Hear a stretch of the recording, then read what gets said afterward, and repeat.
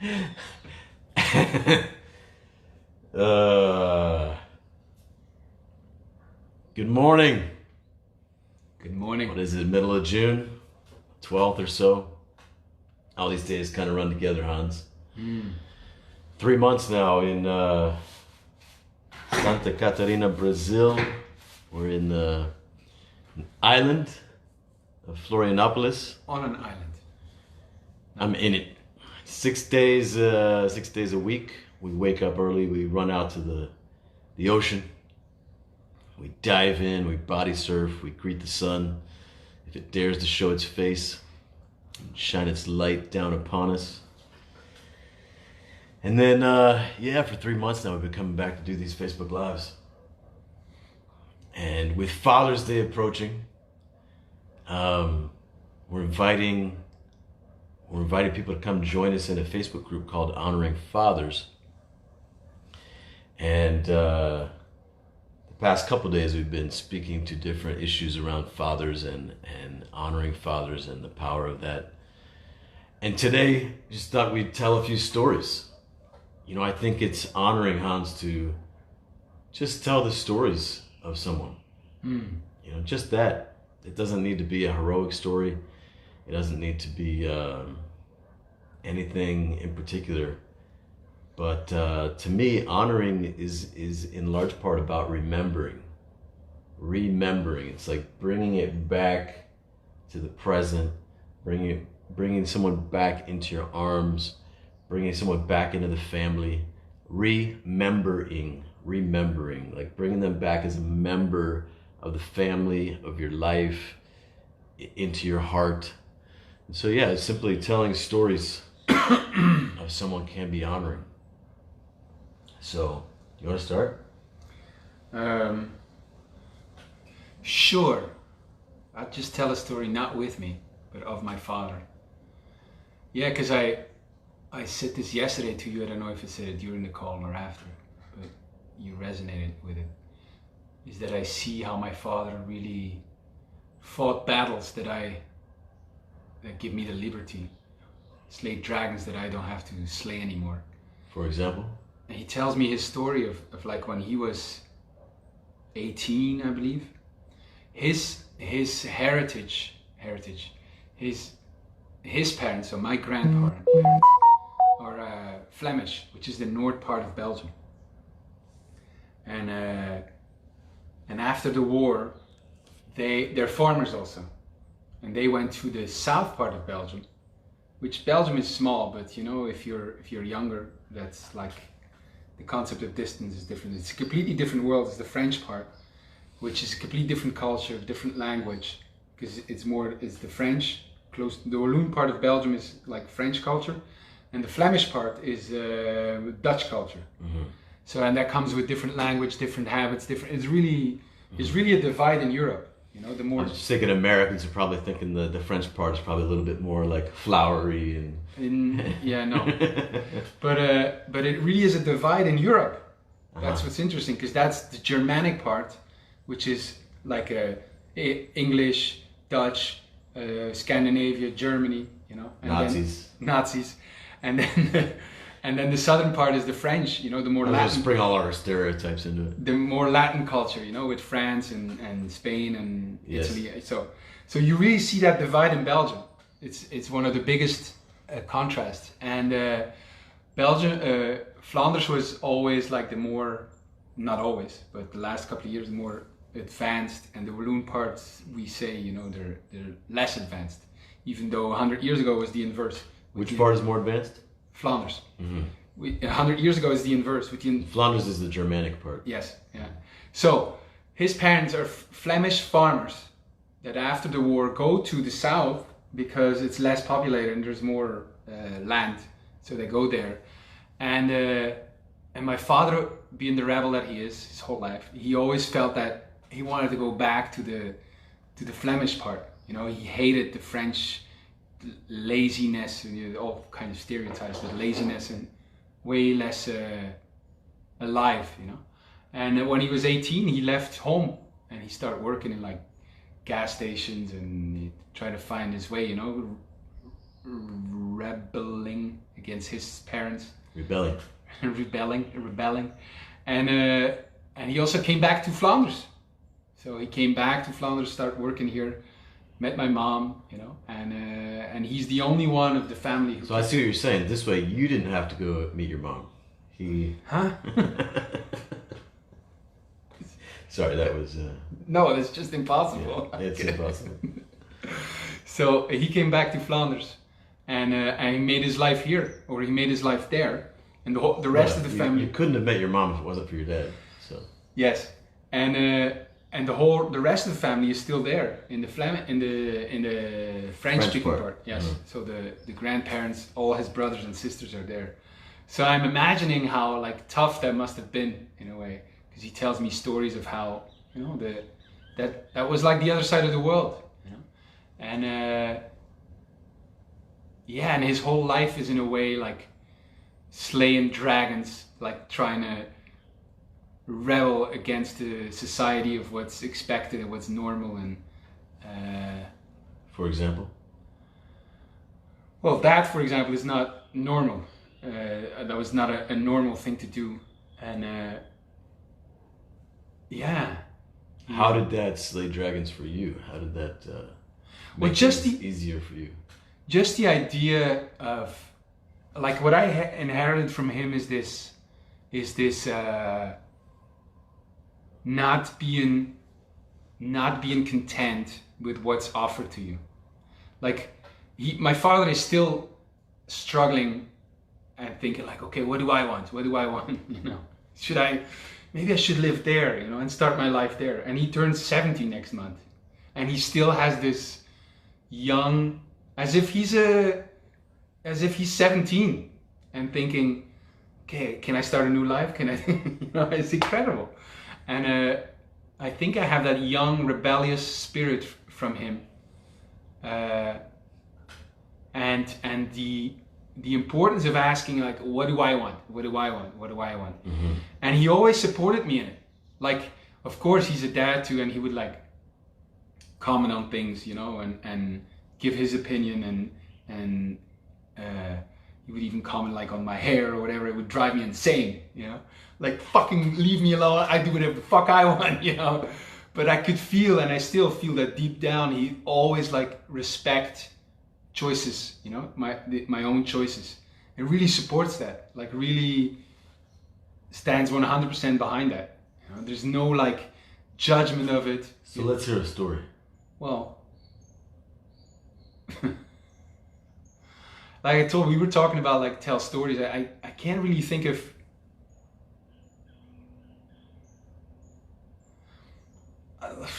specific stories. I don't know. It's like when I go to university and I study whatever I want, not because it's a good job, or I never felt any like pressure of my parents. No, but like a story. On this day we were here, then this happened, then that happened, and then we ended up here. Yeah.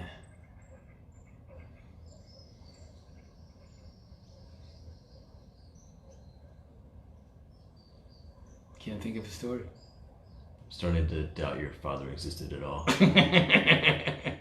But that's maybe testament of that trust, you know. It's like like I said just before we went live, I feel like an ongoing support, and that doesn't come with like highs and lows, like or like you said, coming back for me, or it was like he's like always there as like a beacon, like I can 100% rely on him, and I trust that he trusts me, and there's no fighting there in a way. There's no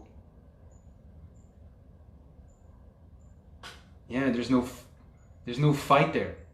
Like I didn't have to fight to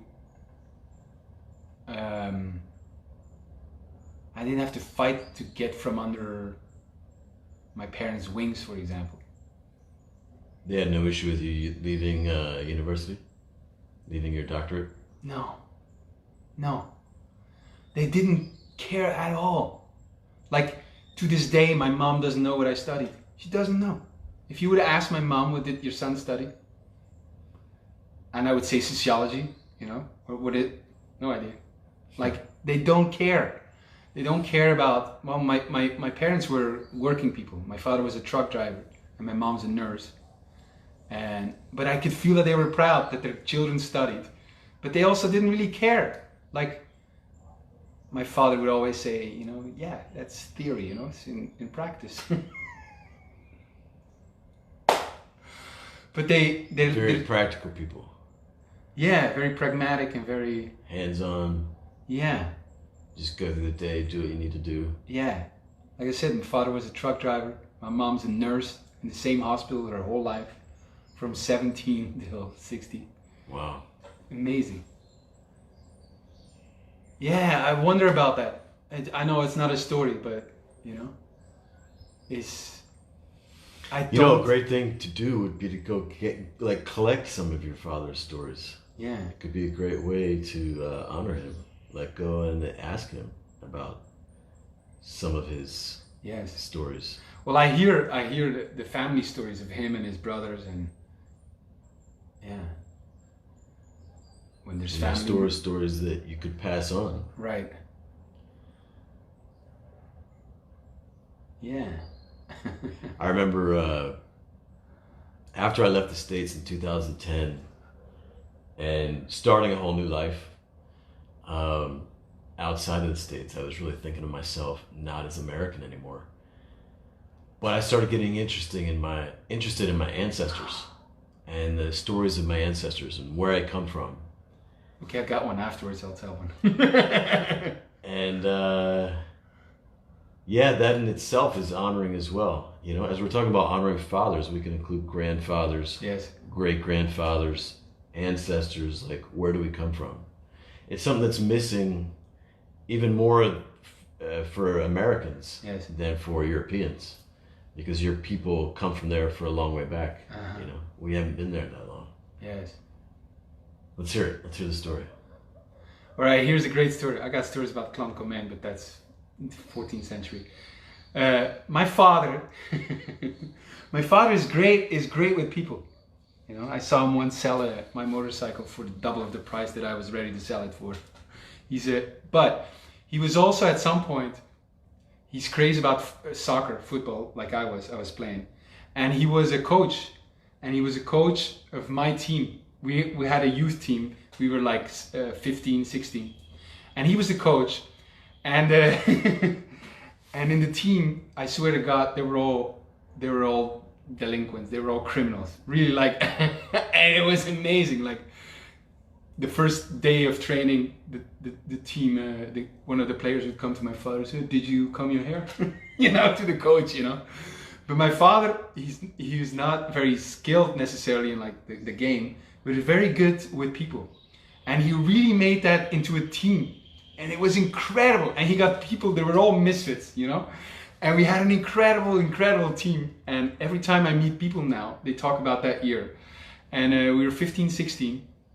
And we were playing the cups at the end of the year.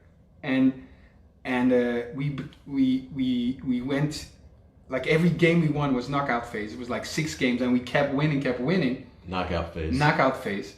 Meaning if you lose one, you're out of the tournament. Yes. And this is like, it becomes bigger, it becomes regional, county, regional, the province, you know, national. It was incredible. And we played the semi-final. And I got to tell, my father had already booked a trip to Spain with my mom. That was going to be during the time of the final. Because the chances of us being in the final are like 0. They don't exist because you play like really good teams. And we keep winning. And the story of that in itself is like every 2 weeks or so we play the games. It's like amazing, like we keep winning, and this, I remember the spirit of it being like so like oh, you know, and semi-final, and we win, and I scored a goal, and we're in the fucking final, and my father's fuck, you know, because he's got to cancel his trip. Well, he doesn't have to cancel his trip. Or was it during the semi-final already? No. It was after. My father goes on the trip with my mom. How the fuck is this possible?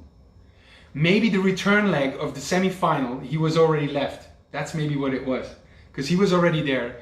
We win the return, so we're in the final. It's for the next week. And my father is he's in Spain. He's in Spain with my mom on the only holiday he probably ever did in like 20 years, because we didn't do that.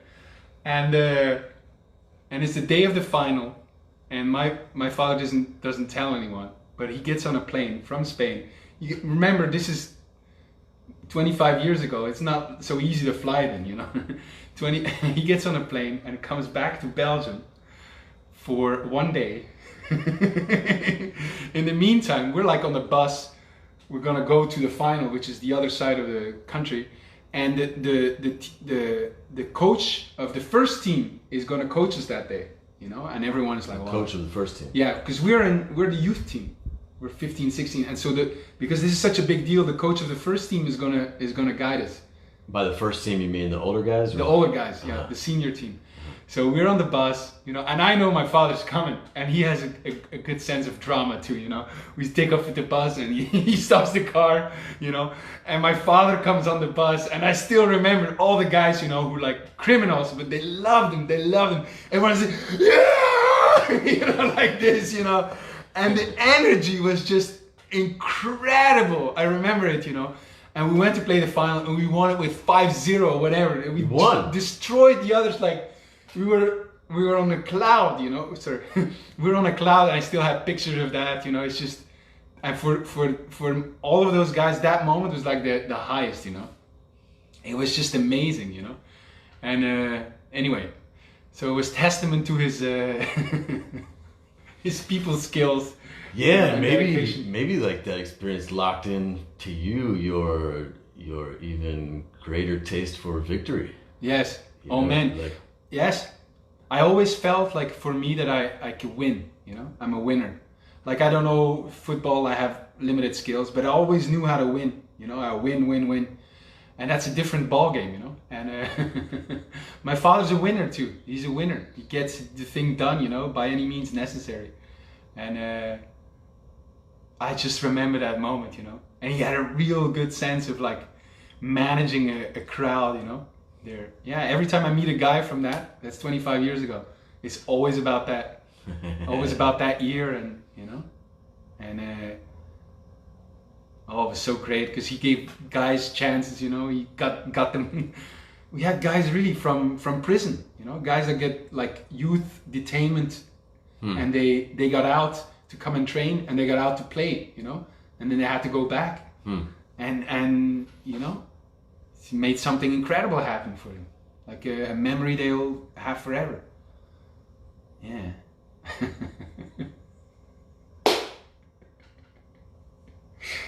Oh my goodness.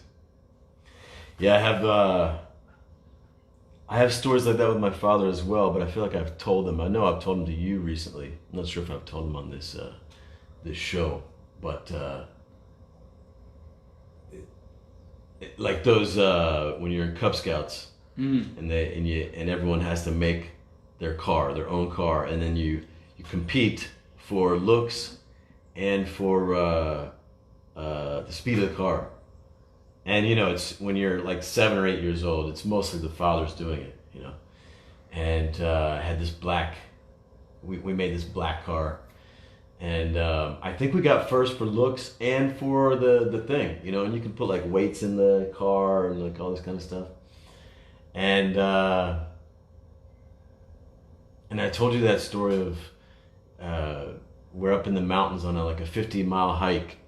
And I mentioned this yesterday, like my stepmother would go on to give my dad a lot of shit for how he gave me shit and competed with me, and you know, in her eyes it's like he's putting his son down and stuff like this, but I didn't take it like that at all, you know. Like I was always, yeah, whatever, Dad, I'm gonna smash you, you know what I mean? So my dad was very competitive in that way. And so we're on I must have been about 12, and we're on a 50-mile hike through the Shenandoah Mountains, I think. It's along that trail that goes... Wow, Shenandoah? I think so. The Appalachian Trail, it's along that That's Appalachian amazing, Trail. because one of my favorite songs talks about a river. I think, oh Shenandoah. Is it the river? We were hiking along that river. Jesus. I don't know. We might have That's been. Bob Weir. It's a great song. Yeah. I think I know what you're talking about. But so it's like the 5th day maybe. We're carrying like 50-pound packs, and the fathers each have a pack, and the young boys each have a pack, and you know there's a lot of shit talking and joking, and this is like a religious but Boy Scout thing. So it's just sons and fathers, and I don't know, there's maybe 15 of us, and maybe like, I don't know, 10 boys and 5 grown men. And my dad and the scoutmaster had a huge ego and a huge belly as well. And he, you know, walk around and kind of, it was a bit of an asshole. And my dad's gonna take him on because like the guy, they're kind of like going back and forth about who could win in a race, in a running race. So it's early morning and they're gonna race, and like everybody, all the guys are up, like we're around the campfire, and it's a big deal, you know, the race is about to happen. And I'm, you know, I'm Mormon, and you're not supposed to be like, I mean, smoking, drinking, that's all wrong. But like on this hike, I was taking these little sticks, and I'd light them on fire. And I wouldn't inhale them into my lungs, but like into my mouth, and I'd be like puffing out like I got a cigarette. So I got my cigar, my fake cigar, and you know, my dad better win this thing, you know. And I'll never live down the shame. But they take off and they're gone. I'm like, we're looking for him, waiting for him to come back. And then who rounds the corner first is this big bellied asshole scoutmaster. You know? I'm like, fuck. And you know, my dad puts on a chase, but the guy wins at the end. And then we find out like he cheated. The Boy Scout leader cheated in my... Per whose account he cheated? Well... Did he admit to cheating or not? It was obvious. You know, I don't know. I can't remember, but there was no doubt in anyone's mind that my dad had beat him. Or that he had cheated. But, yeah, I'm just... My mom was hyper competitive too. My mom was probably even more competitive than my father was, but you can see where some of it comes from. I got some more stories. Yeah. I got 2 cycling related stories. My father was a cyclist. He always wanted me to cycle, and I played football. And it's funny because now, you know, when I became 40, I got hooked on cycling. But not before. Not before. I only do this since 6 years, and I was raised in Flanders Fields, where it was like the mecca of the world for cycling, and I never rode the roads, or I never. Now I go back from the other side of the world just to ride in my home country, you know. Huh. But we would ride bikes, like we would steal, because everyone ride bikes, and in Belgium, because there's so many races, every village has like a white line because there has been a race, whatever, you know. And we would ride around, and I would know, and he would know where the lines are, you know? And every time like the start line, finish line, start, yeah. And every time it's like a race to the line, you know. And I remember you against your father, me against my father, and I would do as if I didn't know, you know. Wait, when was this? When we were younger, you know. When, how old were you? 6, 7. Okay, you're really young. Yeah, right. 8, 9, 10, whatever going on. And he would act as if he didn't know that I know, you know. And then I would sprint like out of his wheel, like last month, try to win. And he would try sprint, you know. And most of the time I would win, you know. And I always thought, you know, fuck yeah, I'll beat him. Like really, I got him again, you know. But he would let me win, of course, you know, most of the time, because he's a cyclist. He would know. But yeah, that's part of it. Or it's a lot of it's related to victories and athletics.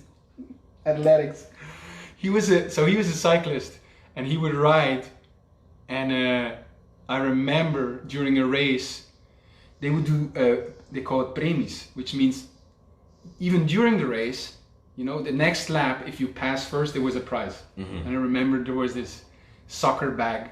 I still see it, in front of me. Soccer bag. Soccer bag as the prize for one of the premies. Uh-huh.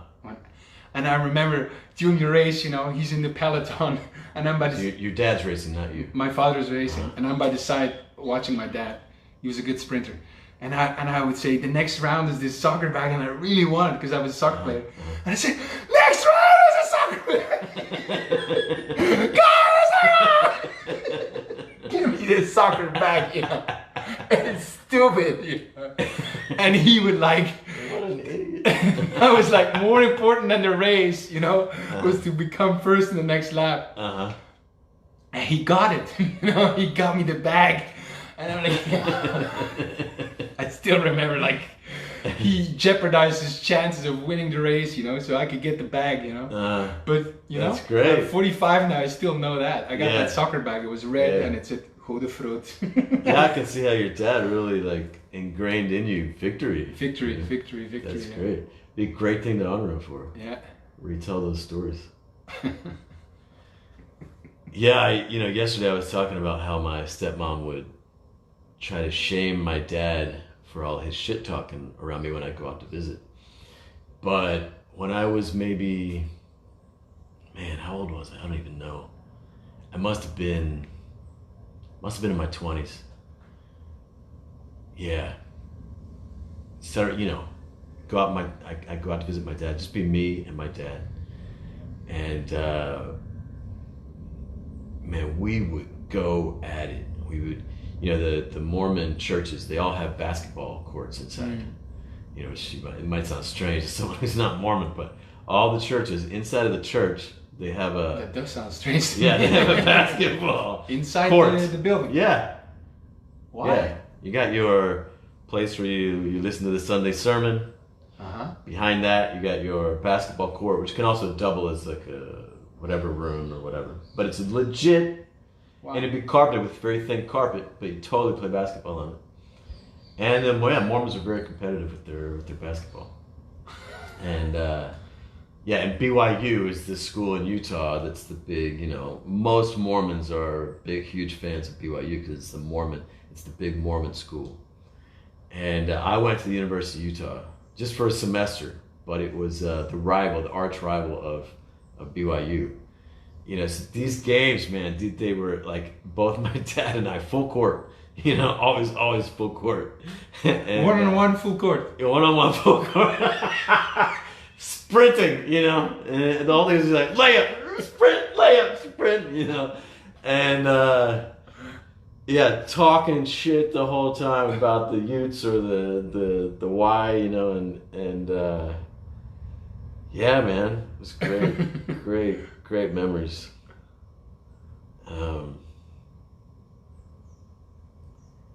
Yeah. So, anyone who might be listening to this or watching the video. Yes, I want to hear some stories. This is one thing that you can do to honor your father coming into the next couple weeks is tell stories amongst your people. You're out with your dad. Say, Dad, I was thinking the other day, I remember this one time, and tell him the story. Like you remembering this story with him and him seeing your delight in it or your feeling about it. Just the fact that you remember is a great, very simple, easy way to honor your father or a father. And I'm imagining putting this in the family group I have. And what my father would say. Does he speak English? No, he would say, in Dutch, please. Yeah. So it'd be funny, you could keep it with all the emotion and everything, but transcribe it on the video. Yes. But yes, we have a group honoring fathers, and there's a lot deeper, more powerful work we can do around honor and transformative work around honoring fathers. But this is a very simple way you can engage and honor the fathers in your world. So if you have stories, put them underneath. I would like to hear. Yeah, add your stories to the comments. And this coming week, Tuesday and Thursday, not sure on the dates. Oh yes, The Tuesday and Thursday, just before Father's Day, we're going to do a 2-part teleseminar around writing a letter of honor that will go far deeper than if you just sat down to write your dad a letter to honor him, there's ways to go about it that can reach him even deeper and reach you even more deeply. So I invite you to engage with those. That's going to be Tuesday and Thursday at 1 p.m. Brazil time, noon Eastern, and 9 a.m. Pacific. And that's 6 p.m. European time, Madrid time. 6 p.m. European time. Check your times. Invite you guys to join us. And imagine going to your father on Father's Day with a letter that he can keep with him, he can read again and again, that really touches him from his son or daughter. So that's Tuesday and Thursday, next Tuesday and Thursday at noon Eastern time. But in the meantime, if you want to know more, you want to be updated, the things that lead up to it, join the Facebook group that Michael started. How do they find it? Search for Honoring Fathers with Michael Skye. Honoring Fathers with Michael Skye. You can do it without Michael Skye too, but that's the group.